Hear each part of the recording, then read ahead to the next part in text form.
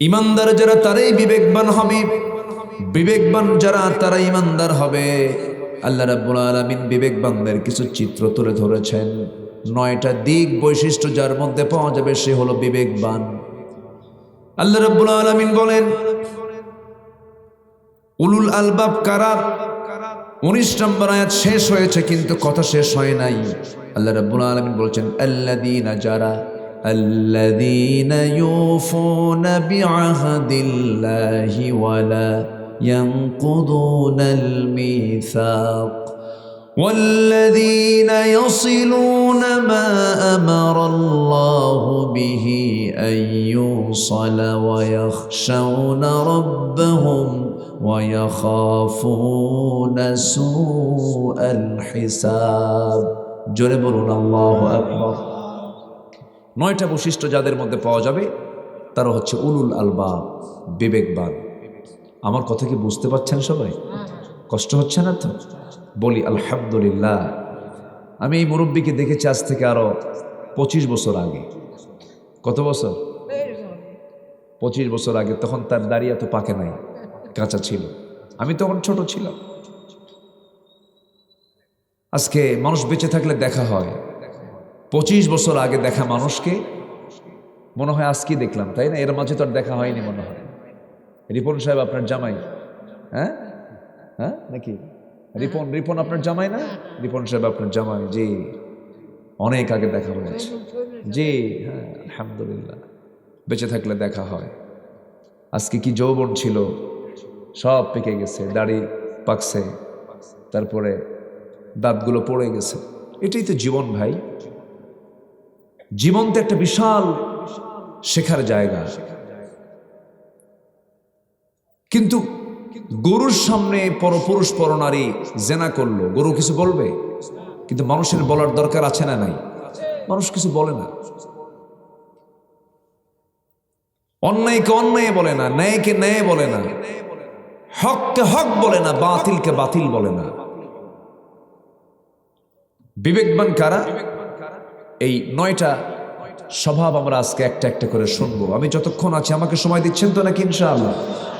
যে আল্লাহ কবুল করুন, জোরে বলি আমিন। আল্লাহ রাব্বুল আলামিন সুন্দর করে বলছেন 9টা দিক যার মধ্যে পাওয়া যাবে সে হলো বিবেকবান। নাম্বার 1 হলো আল্লাযীনা ইউফু।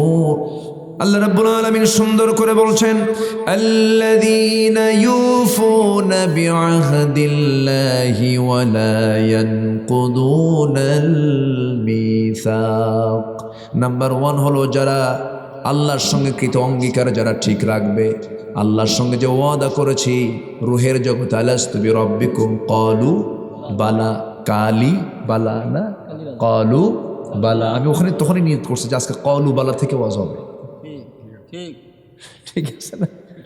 কালিবালা কিসের? এটার নাম দিয়ে দিলাম ক্বালু বালা। ক্বালু ওটা সেন্স হয়ে যাবে ইনশাআল্লাহ। যাক, সময় আসুক না। ইয়াসরিব যদি মদিনা হয়, কালিবালা কালুবালা হবে। ঠিক আছে না? আমার নবীজি কোন শিরকের নাম রাখেন নাই। ব্যক্তির নামে শিরক থাকলে চেঞ্জ করে দিতেন। আব্দুল শামস না, আব্দুর রহমান। ইয়াসরিব না, মদিনা। এক সাহাবী ভুল করে ইয়াসরিব বলেছেন, রাসূল বললেন না, তুমি বলো মদিনা। আবার বলো মদিনা, আবার বলো মদিনা। কয়বার? আর জীবনে ভুল করবি না, রাসূল বুঝিয়ে দিলেন। নারায়ণগঞ্জ বারবার বলবেন, নারায়ণ নারায়ণ শব্দ আসবে। আপনি লক্ষ্মী লক্ষ্মী করবেন সারাদিন, লক্ষ্মীপুর লক্ষ্মীপুর আসবে। ঠিক কিনা?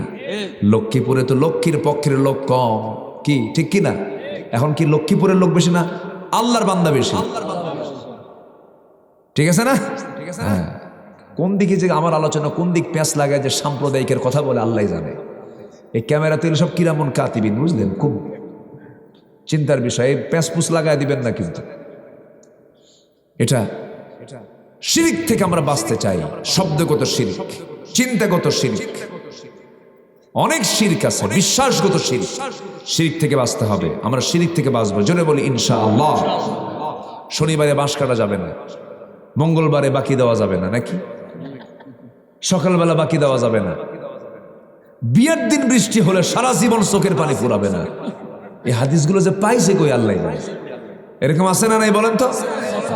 এরকম বহু কিছু আছে, আমরা শিরকের দ্বারা আক্রান্ত। কিন্তু বিসমিল্লাহ গলত, এই কথা বলা হারাম। বিসমিল্লাহর কোনো ভুল আছে? কি কয়? বিসমিল্লাহ গলত, মারাত্মক এটা অপরাধ। এটা বিসমিল্লাহর এই বরকতি, এই বাক্যের সাথে চরম এটা ধৃষ্টতা। এটা বিসমিল্লাহ গলত, এটা বলা যাবে না। ও লক্ষ্মী সোনা কয় না? কি কয়? ও লক্ষ্মী সোনা বলা যাবে না। এগুলো শিরকের ভাষা, শিরকের কথা। এগুলো থেকে বাঁচার চেষ্টা করব আমরা। কালু বালা, কি কালু বালা। আমরা রূহের জগতে যখন ছিলাম, আমাকে আল্লাহ রাব্বুল আলামিন প্রশ্ন করেছেন, আলাস্তু বিরাব্বিকুম, আমি কি তোমার রব নই? আমরা সেদিন বলেছিলাম কালু বালা, হে তুমি আমার রব। এই কথা বলে আসছি, এতে কোনো সন্দেহ আছে নাকি বলেন? আসতে কয় সন্দেহ আছে? মনে আছে আপনার? হ্যাঁ, মনে নাই? মনে আছে? মনেও নাই। তাহলে মনে নাই, তাহলে আপনি কেমনে বলেন সত্য? কোরআন বলে দিয়েছে। জোরে বলে সুবহানাল্লাহ। মার পেটে ছিলাম 10 মাস, মনে আছে কার? হাত তোলেন। মনে আছে? মার দুধ খাইছে 2 বছর, মনে আছে কার? কারোই মনে নাই। মনে নাই দুধ খেয়েছি, মনে নাই 10 মাস ছিলাম পেটের ভিতরে। যেমন বিশ্বাস করে নিয়েছি রুহের জগতে প্রশ্ন করা হয়েছে আলাস্তু বিরাব্বিকুম ক্বালু বালা, তেমনই বিশ্বাস করে নিয়েছি। ক্বালু বালা, ওই স্বীকৃতি দিয়ে আমি দুনিয়াতে আসলাম। আলাস্তু বিরাব্বিকুম ক্বালু বালা, আমি কি তোমার রব নই? রব শব্দটা ব্যাপক শব্দ, একটা ব্যাপক ব্যাখ্যামূলক শব্দ। রবের শুধু এক লাইনে যদি আমি অর্থ করতে চাই, সকল প্রকার অযোগ্যতা, ব্যর্থতা, অপূর্ণতা, অসম্পূর্ণতা থেকে সম্পূর্ণ মুক্ত যিনি, যিনি আইনদাতা, বিধানদাতা, তিনি আমার রব আল্লাহ তাআলা। জোরে বলি সুবহানাল্লাহ। এক রাত পাইছি তো, শর্ট শর্ট করে বলে যাচ্ছে। মায়েরা কি মাহফিল আসছে? কোন দিকে আছে? কোন দিকে তারা? মায়েরা মাহফিল আসছে? তাই খুব ভালো, বলি আলহামদুলিল্লাহ। মা কথাগুলো শোনেন ভালো করে, একটু মনোযোগ দিয়ে শোনেন। জান্নাত তো মেয়েদের জন্য ছোট হবে না, অতএব কোরআন জানতে হবে। পুরুষ যেমন জানবে, নারীও তেমন জানবে। কারণ জান্নাত কি ছোট বড় হবে নাকি? যেরকম বাবার সম্পত্তি ছেলে পায় 2 বিঘা, মেয়ে পায় 1 বিঘা, জান্নাত মনে হয় অর্ধেক হবে। এরকম কিছু হবে নাকি? মেয়ে তার বাবার সম্পত্তি ছেলের চাইতে অর্ধেক পাওয়ার কারণ হলো ছেলের সম্পদের ক্ষয় আছে, কিন্তু মেয়ের সম্পদের কোনো ক্ষয়, কোনো ব্যয় নাই। বাবা থেকে পায়, ভাই থেকে পায়, মা থেকে পায়, বাপ থেকে পায়, স্বামী থেকে পায়, ছেলে থেকে পায়, সব থেকে পায়। মরণের টাকা পাইছে, বহু উপহার পাইছে, সংসার চালান লাগে না, কিচ্ছু লাগে না, যা পায় জমা হয়, যা পায় জমা হয়। আর পুরুষ যা পায় খায়া শেষ, যা পায়। দিন শেষে হিসাব জমে বেশি কার? কি বেশি হিসাব, মানে সম্পদ কার বেশি থাকে? মহিলা। এরপরও মহিলা কয় আল্লাহ মারে ঠকাইছে, আল্লাহ মারে ঠকাইছে। জান্নাত পাবেন সমান সমান আমার মায়েরা। এই জন্য আমলও সুন্দর করতে হবে, আমল কম করা যাবে না। আমলকে সুন্দর করে গঠনমূলক আমলগুলো করতে হবে। বিশেষ করে মেয়েদের মধ্যে কিছু প্রবলেম আছে, সেই প্রবলেমগুলো একটু পরে আসতেছি, বলতেছি। একটা বড় প্রবলেম হলো মেয়েদেরকে আল্লাহ রাব্বুল আলামিন নামাজ মাফ করে দিয়েছেন মাসে 3 থেকে 10 দিন। মাসে 3 থেকে 10 দিন তাদের নামাজ মাফ, নামাজ পড়া লাগবে না, নামাজের প্রয়োজন হবে না। কিন্তু আমার মায়েরা সেই 3 থেকে 10 দিন পর্যন্ত এটাকে ঠেলতে ঠেলতে নিয়ে যায় আরো 10 দিন। এই রোগ কিন্তু মায়েদের আছে, কিছু আছে না নাই বলেন? মারাত্মক অপরাধ, এগুলো করবেন না। এমনিতে আপনি লস অপশনে আছেন, পুরুষদের কোনো লস নাই, 30 দিনই তার নামাজ। মেয়েদের 30 দিন নামাজ নাই, এটা হলো দিনের নোকসান, তাদের দিনের একটু শর্টনেস, দিনের ক্ষেত্রে তাদের ঘাটতি এটা। আর ইলমের ঘাটতি হলো আল্লাহ রাব্বুল আলামিন পুরুষের সাক্ষী দিয়েছেন একটা, নারীর সাক্ষী দিয়েছেন কয়টা? 2টা সাক্ষী দিয়েছেন, নারী 2 জন আর পুরুষ 1 জন। আমার বন্ধুগণ, কিন্তু জান্নাত কিন্তু ছোট বড় হবে না, জান্নাতটা সমানই হয়ে যাবে। এই জন্য আমার মা, আপনাকে আমলগুলো বাড়াতে হবে, আমলগুলো মজবুত করতে হবে, ফরজগুলোকে লঙ্ঘন করা যাবে না। তবে সব আমলের মূল আমল মেয়েদের, সেটা হলো আল্লাহ রাব্বুল আলামিন মেয়েদের সতর্ক করেছেন মাথা থেকে পা পর্যন্ত। এই টোটাল অংশটুকু পরপুরুষ থেকে যদি কোনো নারী বাঁচাতে পারে, নামাজটা ঠিক রাখতে পারে, আল্লাহর 8টা জান্নাতের দরজা তার জন্য খোলা হয়ে যাবে। আমার ভাইয়েরা, আমার মায়েরা, একটু কান লাগান। রূহের জগতে আমাকে প্রশ্ন করা হয়েছিল, আলাস্তু বিরাব্বিকুম ক্বালু বালা। এই স্বীকৃতি দিয়ে আমি আসলাম, তুমি আমার আইনদাতা। কিন্তু দুনিয়াতে এসে আমি আমার আল্লাহকে আইনদাতা না বানায় আমি দুনিয়ার মানুষকে আইনদাতা বানিয়েছি। তার বড় প্রমাণ হলো এই দেশে আইনটা চলে আল্লাহর না বান্দার? বলেন, আল্লাহর না বান্দার? বান্দার আইন বান্দা মানে, বান্দার আইন বান্দা মানে। ছাগলও ছাগলের আইন মানে না, আর মানুষ মানুষের আইন মানে। যদি আমরা বলি মানুষের আইন মানি না, বান্দার আইন মানি না, আমরা আল্লাহর আইনকে জমিনে বুলন্দ করতে চাই, তখন আমাদেরকে বিভিন্ন জঙ্গি বলে আখ্যা দিয়েছে 16 বছর। আমাদেরকে অনেক কিছু গালিগালাজ করেছে। এখন হয়তো আপাতত বন্ধ আছে, আবার কোন দিন শুরু হবে জানি না। তবে যতই গালি দাও, আমরাও চেষ্টা করব এই জমিন আল্লাহর দিন কায়েম হওয়ার জন্য। জোরে বলি ইনশাআল্লাহ, আর জোরে বলি ইনশাআল্লাহ। আমার বিশ্বাস এই জমিন আল্লাহর দিন কায়েম হবে। সেই ক্ষেত্র প্রস্তুত হচ্ছে, সেই ক্ষেত্র প্রস্তুত হচ্ছে। কিন্তু কিছু বদমাইশ, মুসলিম নামের কলঙ্ক, কিছু ফিতনা সৃষ্টিকারী একটা চক্র, এগুলোকে পরাজিত করার জন্য হাজারো চেষ্টা তারা ওত পেতে আছে। পারবে না, টিকসই হবে না। ইসলাম বিজয়ী হবে। জোরে বলি ইনশাআল্লাহ, আর জোরে বলি ইনশাআল্লাহ। সিরিয়া ফিরে এসেছে, আফগানিস্তান ফিরে দাঁড়িয়েছে। গোটা বিশ্বের নিউ ওয়ার্ল্ড অর্ডার, গোটা পৃথিবীর চাহিদা এখন ইসলাম। আল্লাহু আকবার বলেন।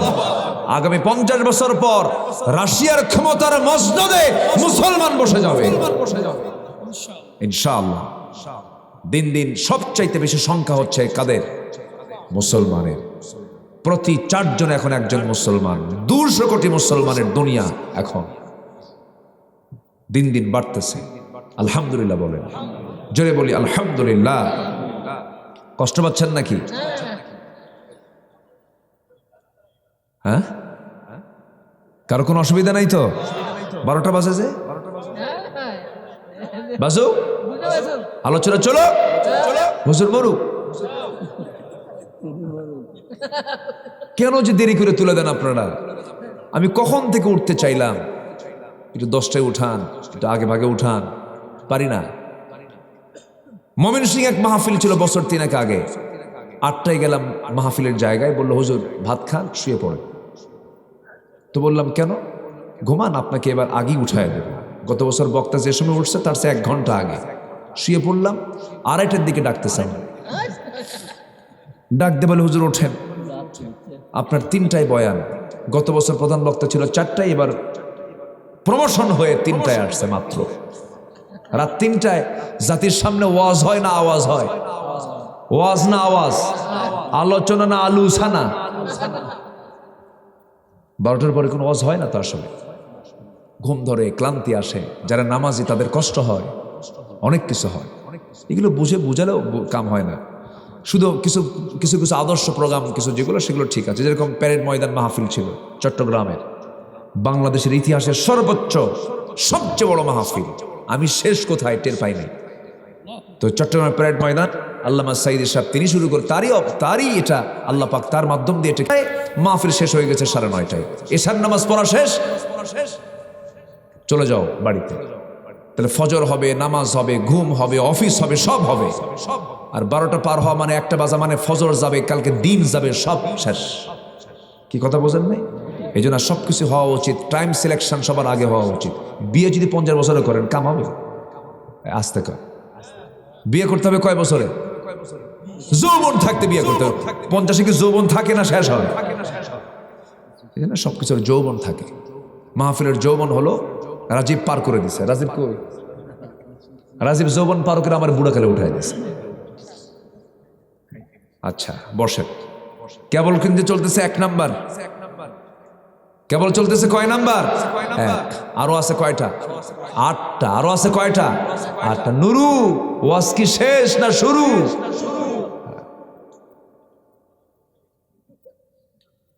আমার বন্ধুগণ, নাম্বার 2 হলো ওয়ালা ইয়ানকুদুনাল মিসাকা ওয়াল্লাযীনা ইয়াসিলুনা মা আমারাল্লাহু বিহি আন ইউসালা ويخشون ربهم ويخافون سوء الحساب জোরে বলুন আল্লাহু আকবার।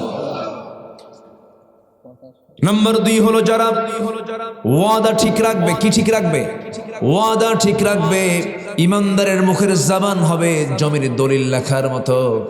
একজন দলিল লেখক যখন দলিল লেখে, দুনিয়ার চিন্তা মাথায় নিয়া না দলিলের চিন্তা মাথায় নিয়া? বলেন বলেন।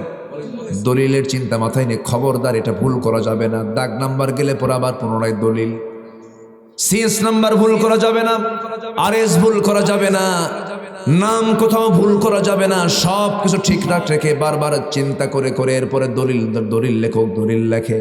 ঠিক তেমন ইমানদার যখন কোনো কথা বলবে, ইমানদারের লেখার চাইতে মুখের জবান আরো বেশি মজবুত। ঠিক কিনা বলেন? যা বলবে তাই হবে।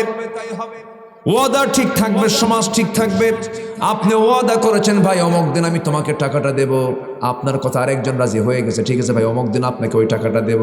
আপনি ওয়াদা ভঙ্গ করলেন, আপনার কারণে আরেকজনের ওয়াদা ভঙ্গ হলো, সে আবার আরেকজনের ওয়াদা ভঙ্গ করে ফেললো। এই যে বিশাল সমাজ ব্যবস্থা ধ্বংস হয়ে পড়ে। এই জন্য রাসূল বলেছেন মুমিনকে চেনার জন্য 3টা দিক দেখো। 1 নাম্বার হলো যখন সে ওয়াদা করে তখন সে ওয়াদা ভঙ্গ করে। তাহলে ওয়াদা ভঙ্গ করা কি ইমানদার না মুনাফিকের কাজ? মুনাফিকের কাজ। যারা ওয়াদা ভঙ্গ করবে তারা বিবেকহীন। উলুল আলবাবরা কখনো ওয়াদা ভঙ্গ করে না, যা বলবে তাই তারা করবে। আল্লাহ রাব্বুল আলামিন সুন্দর করে বহু জায়গায় ওয়াদার ব্যাপারে কথা বলেছেন, ওয়াদা ঠিক রাখো, আউফু বিল উকুদ। এরকম করে করে বিভিন্ন জায়গায় আল্লাহ রাব্বুল আলামিন বলেছেন। আল্লাহ রাব্বুল আলামিন নাম্বার 3 বলছেন ওই সমস্ত বান্দাগুলো আমার বিবেকবান বান্দা, উলুল আলবাব। ওয়াল্লাযীনা ইয়াসিলুনা মা আমারাল্লাহু বিহি আইয়ুসাল। যত কিছুই হোক না কেন সবার সঙ্গে সম্পর্ক নষ্ট হলেও উলুল আলবাব যারা বিবেকবান যারা, তারা কখন আল্লাহর সঙ্গে সম্পর্ক নষ্ট করে না। যত বিপদ আসুক না কেন সম্পর্ক সব শেষ, কিন্তু সম্পর্ক আল্লাহর সঙ্গে কখনো নষ্ট করে না। দিন শেষ আল্লাহর কাছেই যেতে হবে, ফিরে যেতে হবে। আমার চোখের সামনে নানাকে দেখেছি, আজকে মামাকে দেখার পরে আমার আপন মামা বসে আছেন মঞ্চে। নানাকে এক সময় দেখেছি, নানা খুব মজা করে কথা বলতেন, খুব সুন্দর ভাষী মানুষ ছিলেন। আজকে যখন নামাজ গড়ের এই সাইড দিয়ে যখন আসতেছিলাম, নামাজ গড়ি নানা শুয়ে আছেন। এক সময় দেখেছি, অনেক গল্প গুজব করেছি, কত সুন্দর করে আদর করতেন। আজকে নানাটা নাই, নানি নাই, দাদা নাই, দাদি নাই। দাদার মুখের পানগুলো চাবায়া চাবা আমার মুখে দিয়ে দিত, খেতাম। সেই দাদাও চলে গেছে, দাদিও চলে গেছে।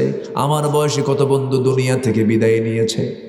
দুপচাচিয়া বাড়ি ছিল আমার এক বন্ধু, তার নাম জিয়াউর রহমান। এই জিয়া আমার একসঙ্গে আমরা পড়েছি একসাথে। আমি জানি না সে মারা গেছে। হঠাৎ করে একদিন ফোন দিলাম, ফোন ধরলো, রিসিভ করে দেখি মহিলার কণ্ঠ। বললাম কে আপনি? বলছেন আমার জিয়া কোথায়? কে জিয়া নাই, কোথায় বেড়াতে গেছে? ফোনটা রেখে কোথায় গেল? ফোন রেখে তো কোথাও যায় নাই, ফোন রেখে সে কবরে চলে গেছে। এই তো দুনিয়ার নিয়ম। একটু ডান বাম তাকায় দেখি, আমার তো বন্ধু আমার বয়স অনেকেই নাই, আমার বাপ নাই, মা নাই, দাদা নাই, দাদি নাই, নানা নাই, নানি নাই, অনেকের অনেক কিছু চলে গেছে। আমিও চলে যাব রে ভাই, কিন্তু আমি কি করব? সব সম্পর্ক শেষ হলেও আমার সম্পর্ক নষ্ট হবে না যার সাথে তিনি আমার কে কে কে আল্লাহর সঙ্গে সম্পর্ক নষ্ট করা যাবে না। যা চাওয়া দরকার আল্লাহকে বলবো।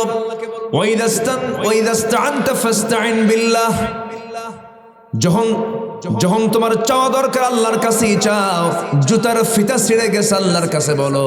যে কোনো সমস্যা তুমি আল্লাহর কাছে বলো, সব অভিযোগ তুমি আল্লাহকে দিয়ে দাও। আল্লাহর কাছে সব প্রার্থনা তুমি করো। সকল চাহিদা পূরণ করার একমাত্র যোগ্যতা কার? আল্লাহকে বলবো আমরা। আমার বন্ধুগণ, আল্লাহ রাব্বুল আলামিন এই প্রথম আকাশে চলে আসেন প্রত্যেক রাত্রিতে। জোরে কোন সুবহানাল্লাহ। 7 আকাশ কোথায় আর প্রথম আকাশ কোথায়? কত দূর! সে আরশে আজিম থেকে প্রথম আকাশে এসে তিনি আরো বেশি দূরে আসেন। আমরা দুনিয়াতে আছি, আল্লাহ তাআলা 7 গুণ বেশি আমার কাছে আসেন। 7টা আকাশ থেকে তিনি চলে আসেন দুনিয়ার আকাশে, এসে বলেন আলা মিন মুস্তাগফিরিন ফাগফির আলাহ, কোন ক্ষমা প্রার্থী আছে আমার কাছে ক্ষমা চাইবে, আমি তাকে ক্ষমা করে দেব।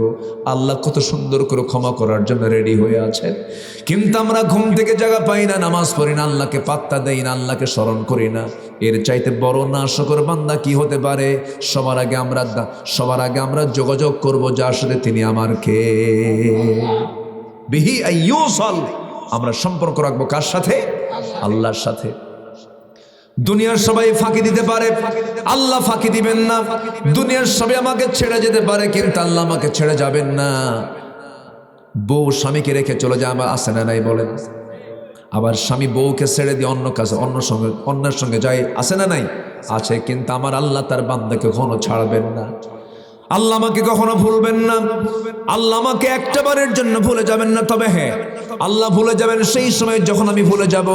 ওয়ামান আ'রাদা আন যিকরি ফাইন্না লাহু মাঈশাতান দানকা ওয়া নাহশুরুহু ইয়াওমাল কিয়ামাতি আ'মা قال رب لم حشرتني أعمى وقد كنت بصيرا।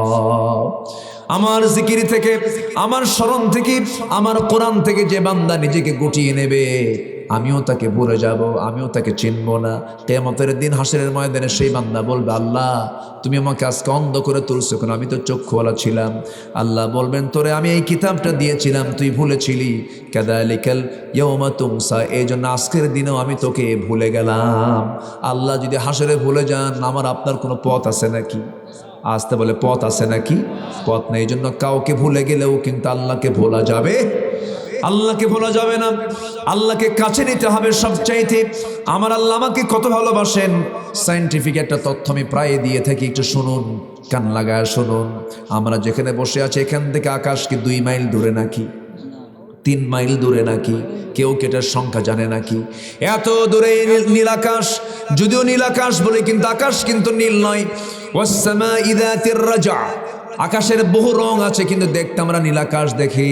এই আকাশটার উপর আরেকটা আকাশ আছে, 7 সামাওয়াত, 7 আকাশ আছে।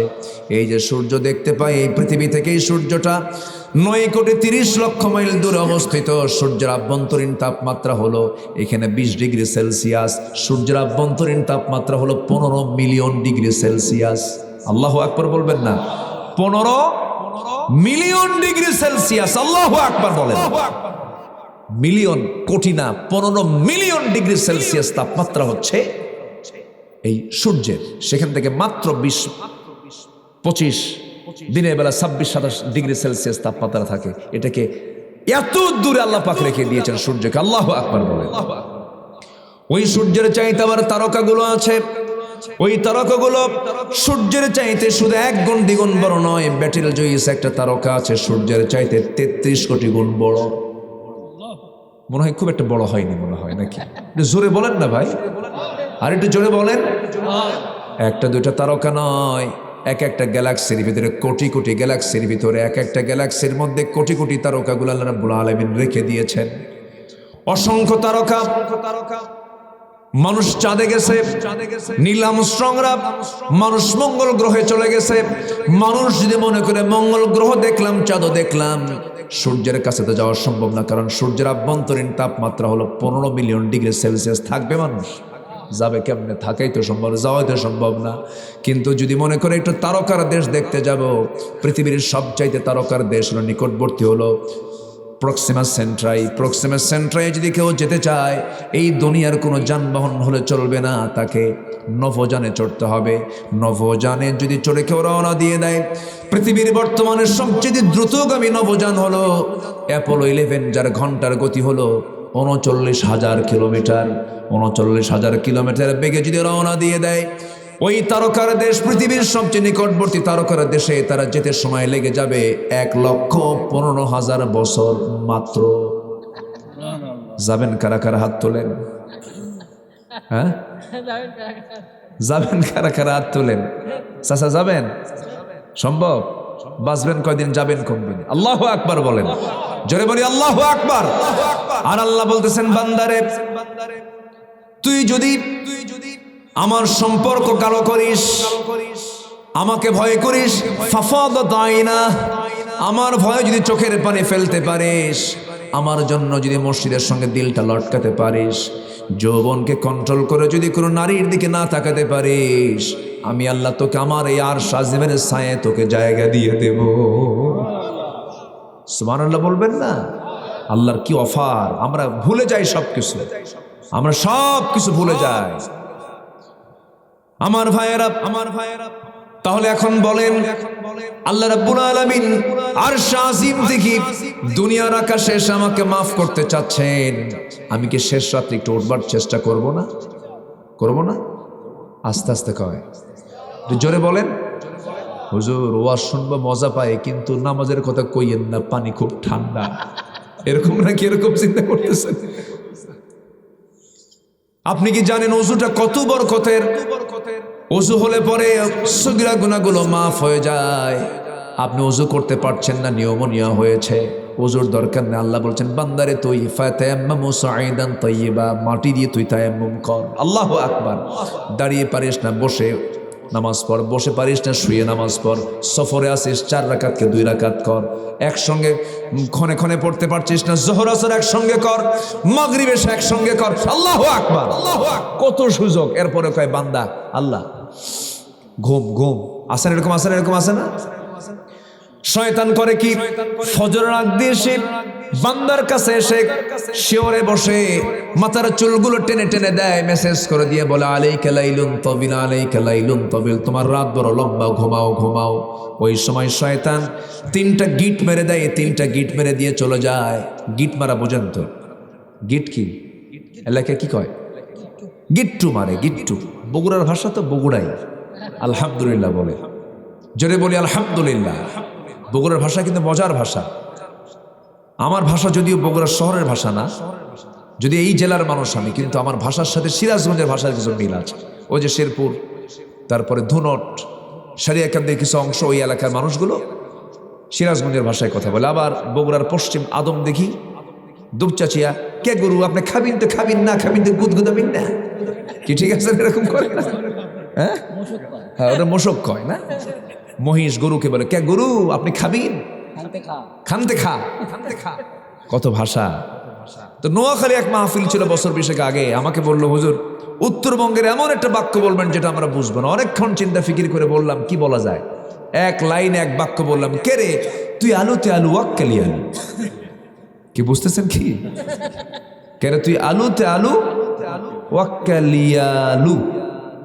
উনি আর বোঝে না। উনি বললেন, ভাই আপনি বললেন কি, আপনি বুঝলেন কি সেটা আগে বলেন। তো উনি বলতেছেন যে যেহেতু এর মধ্যে আলু টালু দেখা যাচ্ছে, 3 আলু না, কেন তুই আলু তে আলু ওয়াক্কা লিয়া আলু, কয় আলু হলো? 3 আলু। তাহলে কি বুঝলো বলে? ভাষা। এই ভাষার মালিককে বলেন তো? নিজের মায়ের ভাষা কখনো ছাড়বেন না। নিজের মা থেকে যে ভাষা শিখবেন ওটাকে লালন করবেন, এটা নিয়ামত। বলি আলহামদুলিল্লাহ, জোরে বলি আলহামদুলিল্লাহ। শুদ্ধ ভাষা বলবেন, কিন্তু মায়ের সঙ্গে যে ভাষা শিখেছেন ওটা মাথায় রাখবেন। আমি এটা খুব চয়েস করি, ভালো, এটা দরকার। শেষ করে দিই নাকি? হ্যাঁ, বাড়ি যাবেন না আপনারা? তো থাকেন, আমি যাই। কেউ তো যায়ও না, কেউ নড়েও না, দেখি সব বসে আছে। আর এই লোকটা এত বয়স্ক হয়ে গেছে, এখন আপনার এই এনার্জি আছে, আলহামদুলিল্লাহ। আল্লাহু আকবার, বলেন আল্লাহু আকবার। খুব ভালো। নামাজ পড়বেন ফজরে সবাই? ফজর পড়বেন তো সবাই? জোরে বলি ইনশাআল্লাহ। শয়তান কয়টা গিট মারে? কোন সময়? ফজরের একটু আগ দিয়ে আসে, সহিহ হাদিস আসছে এটা। আমার নবীজি বলেন, ওই 3টা গিট যদি ছোটাতে চাও, 3টা আমল করবে। ঘুম থেকে তুমি বিছানা থেকে তোমার পিঠটা সরায় নেবে, আলহামদুলিল্লাহিল্লাযী আহইয়ানা বা'দামা আমাতানা ওয়া ইলাইহিন নুশুর। দোয়া শেষ হলো, উঠে বসলে একটা গিট্টো ছুটে গেল, কিট্টো একটা গিট ছুটে গেল। নাম্বার 2 হলো ওযু বানাবেন, 2 নাম্বার গিট ছুটে গেল। নামাজের জন্য মসজিদ থেকে মসজিদের দিকে রওনা দিলেন, নামাজে দাঁড়ালেন, 3টা গিট ছুটে গেছে। আগামী 24 ঘন্টা শয়তান ওই বান্দার কাছে আসার সাহস হারিয়ে ফেলে। জোরে বলে সুবহানাল্লাহ।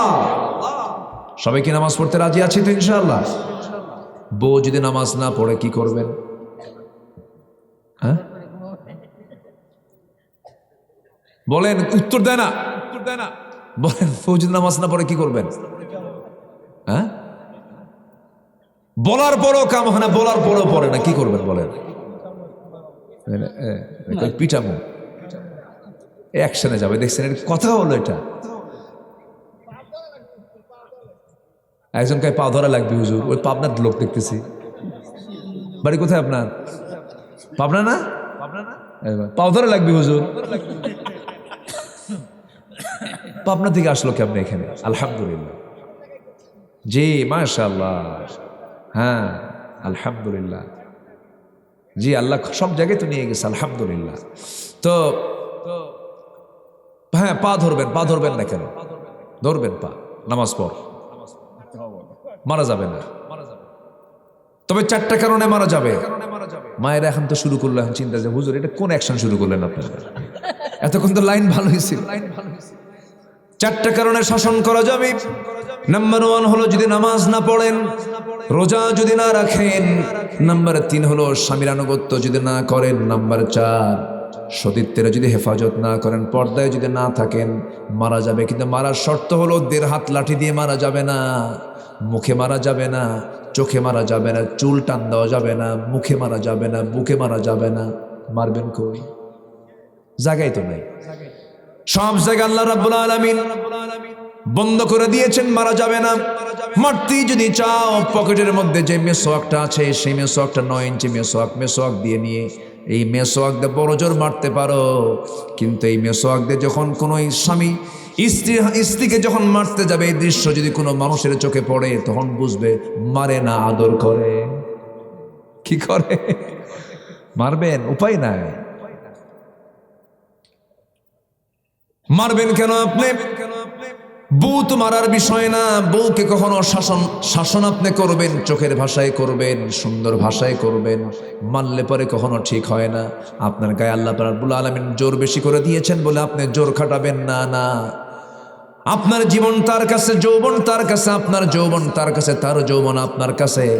এত যখন আপনার গভীর সম্পর্ক, কেন শুনবেন? আর সুন্দর করে ওয়াজ করবেন, বউ আমার শোনো, হাসরের ময়দানে তোমার সঙ্গে আমার দেখা হোক, তুমি কি চাও না? হ্যাঁ চাই। দুনিয়াতে একসাথে ছিলাম, একসঙ্গে জীবন যাপন করেছি, জান্নাতের মধ্যে 1 নম্বর বউ আমি তোমারে চাই, তুমি কি চাও না বলো?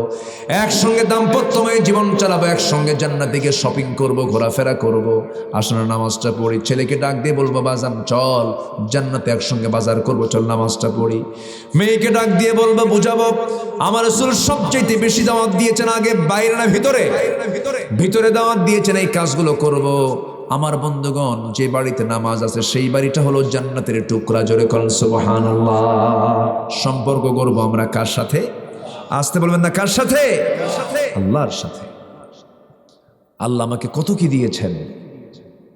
এই যে এগুলো সব লোহা, এগুলো সব কি লোহা, এগুলো সব কি লোহা, এগুলো সব বডি কি লোহা। পৃথিবীর কোনো কিছু তৈরি হয় না লোহা ছাড়া। আমার বডিতে যেমন হাড় না থাকলে পরে আমার বডি দাঁড়াতো না, তেমনি গোটা পৃথিবীর কোনো মেশিন, কোনো কিছুই দাঁড়াতো না যদি কি না থাকতো, লোহা না থাকতো। লোহাটা কার? আসতে কয় লোহাটা কার? বিএসআরএম এর। বিএসআরএম, কেএসআরএম, এরা কি লোহা বানায়? এরা লোহা প্রসেস করে। লোহা কি করে? প্রসেস করে। কিন্তু লোহাটা দিয়েছেন কে? এই লোহাটা আসছে কোন জায়গা থেকে বলেন? হ্যাঁ, ফাইন উত্তর দিয়েছেন একজন। এই লোহাটা কিন্তু পৃথিবীর কেউ বানায় নাই, পৃথিবীর কোথাও নাই, পৃথিবীর মাটির কোথাও নাই। এই লোহাটা কেমনে আসলো? বিজ্ঞান বলতেছে লোহার সৃষ্টি হয়েছে পৃথিবীতে নয়, বহির জগৎ থেকে আসছে। সূর্যের জগতে অসম্ভব নয়। সূর্যের যে তাপমাত্রা, সেই তাপমাত্রায় কখনো লোহা তৈরি হবে না। লোহা তৈরিতে আনুমানিক উৎপাদনের জন্য যে তাপমাত্রার প্রয়োজন, সেই তাপমাত্রা হতে হবে 5 billion degree Celsius. 5 billion degree Celsius তাপমাত্রা ছাড়া লোহাই উৎপাদন হবে না।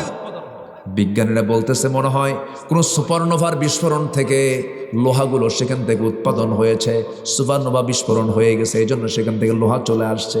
আমার বন্ধুগণ, আল্লাহ রাব্বুল আলামিন ১৫০০ বছর আগে বলছেন ওয়া আনজালনাল হাদিদ ফীহি বাসুন শাদীদু ওয়া মানাফিউ লিন্নাস।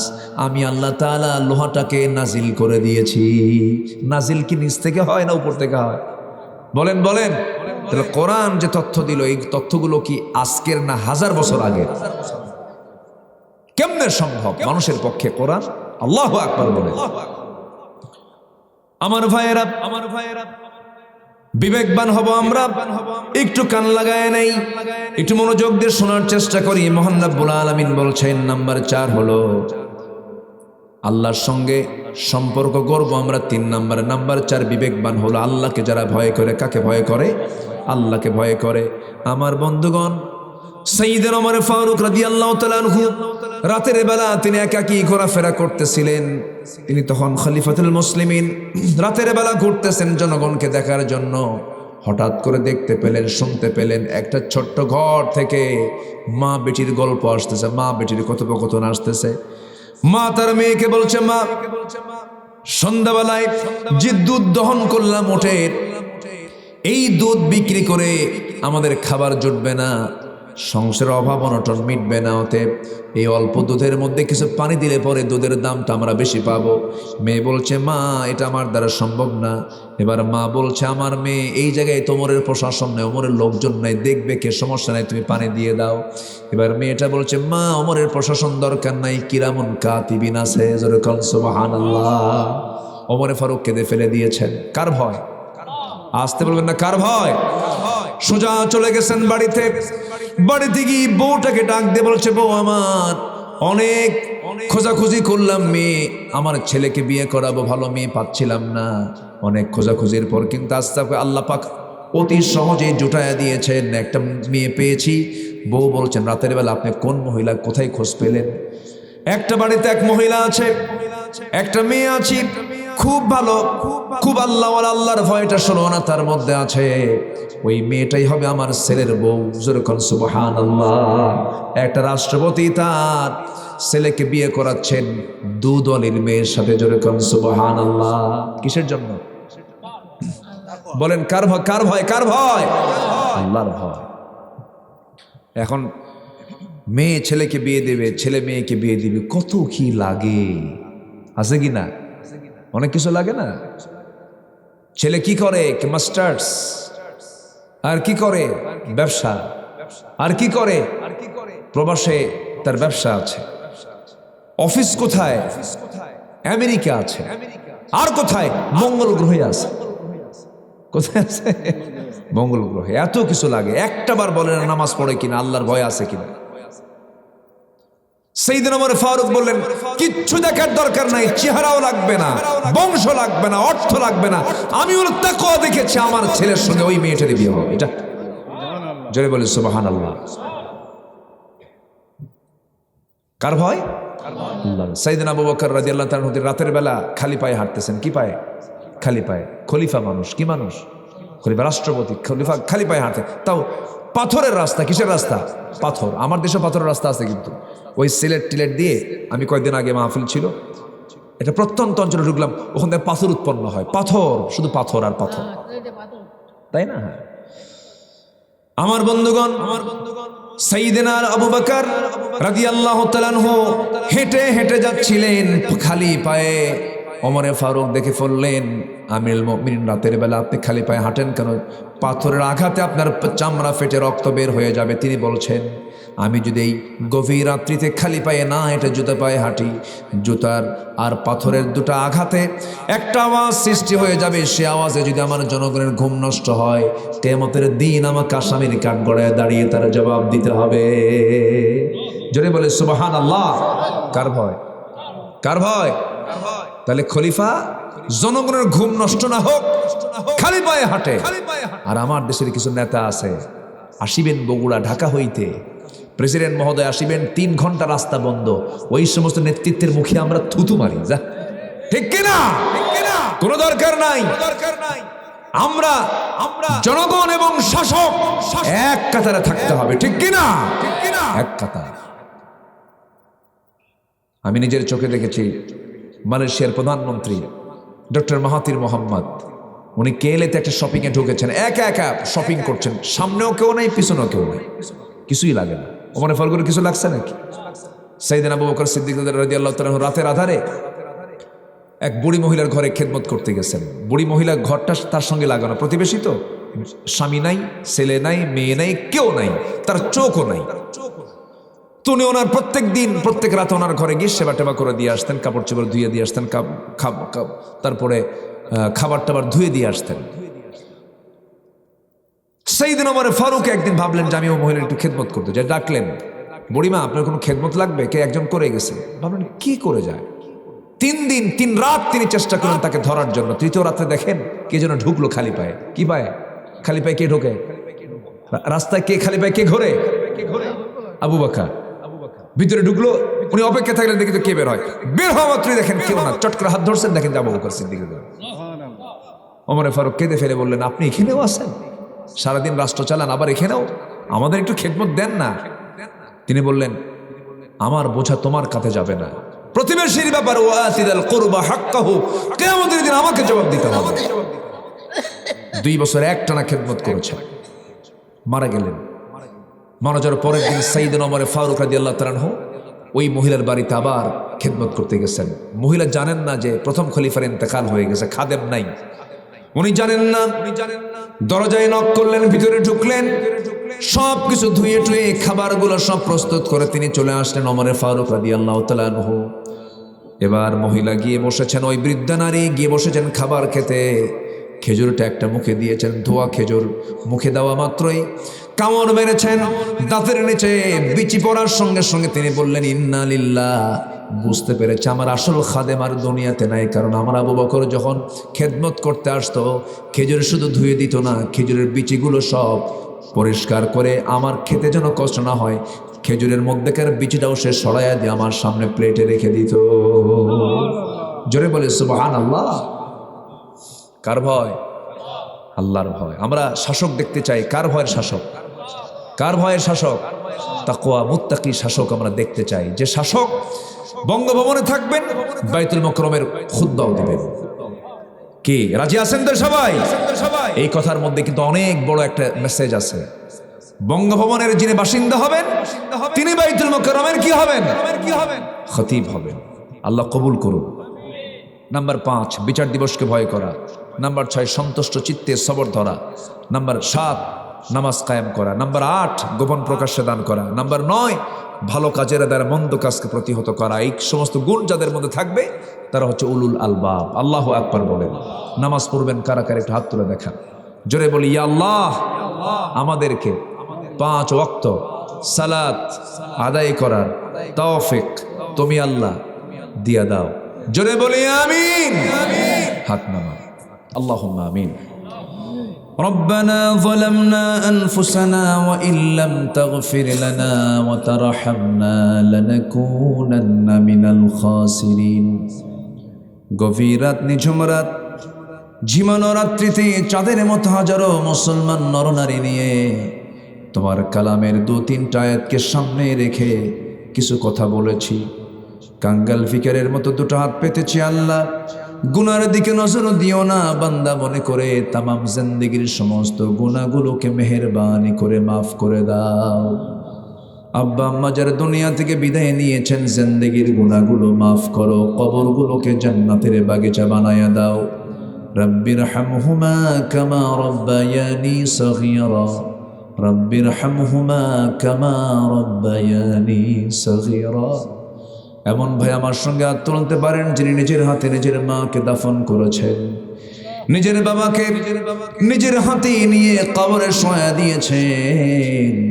আব্বা আম্মা যারা চলে গেল, জিন্দেগির গুনাহগুলো মাফ করো, কবরগুলোকে জান্নাতের বাগিচা বানায়া দাও। বিশেষ করে মাহফিলটার আয়োজন করলেন যারা, শোনার জন্য আসলেন যারা, বিনিময়ে কিয়ামতের কঠিন ময়দান যেদিন কেউ কাউকে চিনবে না, এমনকি মা সন্তানকে পর্যন্ত স্বীকার করে বসবে।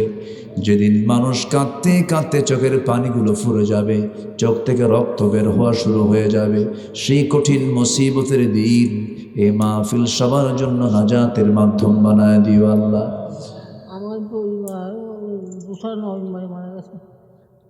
তোমার বান্দাগুলো কি যেন চায়, যার যা চাওয়া তুমি আল্লাহ পাওয়া করে দিও, যার যা সমস্যা তুমি আল্লাহ সমাধান করে দিও। মুরব্বী তার আহলিয়াকে হারিয়েছেন, আল্লাহ তুমি তার আহলিয়াকে কবরটাকে জান্নাতের টুকরা বানাইয়া দাও। অনেক অনেক প্রকার দোয়া চেয়েছেন, যার যা চাওয়া তুমি আল্লাহ পাওয়া করে দিও। কবরবাসী আশপাশে কবরস্থানে শুয়ে আছেন, জিন্দেগির গুনাহগুলো মাফ করো, কবরগুলোকে জান্নাতের টুকরা বানাইয়া দাও। আয় আল্লাহ তাআলা, আমার ডানে বামে সামনে পিছনে যত ভাই আড়ালে যত মা বোনা তুলেছেন, যার যা প্রার্থনা তুমি আল্লাহ দয়া করে কবুল আর মঞ্জুর করে নাও। ফিলিস্তিনকে বাঁচাও, সিরিয়াকে যেমন করে জুলুম মুক্ত করেছো, কাশ্মীরকে জুলুম মুক্ত করে দাও। মুসলমানদের জন্য একটা ওমর পাঠায়া দাও, আবু বকর পাঠায়া দাও। তোমার বান্দাগুলোকে নিয়ে হাত তুলেছি আল্লাহ, তোমার পছন্দের বান্দা না হওয়া পর্যন্ত মরণ দিও না। রাজীব বিন বুরহান, আল্লাহ তুমি আমার ছোট ভাইকে দিনের জন্য কবুলের মঞ্জুর করে নাও। আয় আল্লাহ তাহলে এমন কিছু কথা মুখ থেকে বের করে দাও যেগুলো উম্মতের জন্য দারুণ প্রয়োজন। এমন সুন্দর সুন্দর কথাগুলো বলার তৌফিক তুমি আল্লাহ তারে দিয়ে দাও। আয় আল্লাহ তাআলা, অনেকেই দোয়া চেয়েছেন, যার যার প্রার্থনা তুমি আল্লাহ দয়া করে কবুল করো। মাহফিল কমিটিকে কবুল করে নাও। দুনিয়া থেকে কোন দিন বিদায় নেব জানি না রে, যেদিন মরব খবর যাবে রাজীব বিন বুরহান নাই, আব্দুল্লাহ আমিন নাই, সভাপতি নাই। আয় আল্লাহ তাআলা, মানুষ আসবে জানাজায়, চোখের পানি ফেলে ফেলে কাঁদবে, কবরে শোয়া নিয়ে যাবে রে, সবাই কাঁদবি, আমাকে বিদায় দিবি। 24 ঘন্টা যাবে না, মাথার চুলগুলো খসে খসে পড়বে। 3 দিন যাবে না, চামড়াগুলো গলে গলে পোকার পেটের খাবার হয়ে যাবে। মাত্র 7টা দিন পেটের নাড়ি ভুড়ি সব চোখ মুখ কান নাক দিয়ে বের হওয়া শুরু হয়ে যাবে। কিম্ভূত কিমাকার চেহারা হয়ে যাবে, চেনা যাবে না, পরিচয়ে বোঝা যাবে না। 3 মাস পর কবর খনন করে যদি দেখা হয়, কয়েকটা হাড় ছাড়া কিচ্ছু খুঁজে পাওয়া যাবে না রে। এমন অন্তিম সময় যখন চলে আসবে, জবানে জারি করে দিও কালোজয়ী কালেমা তাইয়্যিবা লা ইলাহা ইল্লাল্লাহ মুহাম্মাদুর রাসূলুল্লাহ। আসসালামু আলাইকুম ওয়া রাহমাতুল্লাহি ওয়া বারাকাতুহু।